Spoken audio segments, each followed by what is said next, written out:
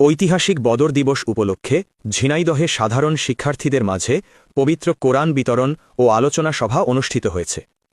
বাংলাদেশ ইসলামী ছাত্র শিবির ঝিনাইদহ শহর শাখার উদ্যোগে আয়োজিত এ অনুষ্ঠানে ধর্মীয় ও নৈতিক মূল্যবোধ জাগ্রত করার আহ্বান জানানো হয়। বাংলাদেশ ইসলামী ছাত্র শিবিরের ঝিনাইদহ শহর শাখার সভাপতি শেখ আল আমিন এর সভাপতিত্বে প্রধান অতিথি হিসেবে উপস্থিত ছিলেন ঝিনাইদহ ২ আসনের সংসদ সদস্য ও ঝিনাইদহ জেলা জামায়াতের আমির আলী আজম মোহাম্মদ আবু বক্কর।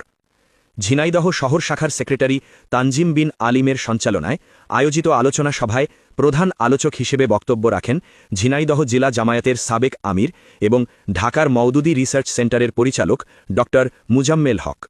বিশেষ আলোচক হিসেবে বক্তব্য দেন বাংলাদেশ ইসলামী ছাত্র শিবির ঝিনাইদহ শহর শাখার সাবেক সভাপতি আবদুল্লাহ আল মামুন। বক্তারা বলেন, ইসলামের ইতিহাসে বদর দিবস সত্য ও ন্যায়ের পক্ষে অবিচল থাকার এক উজ্জ্বল দৃষ্টান্ত। এই দিনের শিক্ষা মুসলিম উম্মাকে সাহস, ত্যাগ ও আদর্শিক জীবন গঠনে অনুপ্রাণিত করে।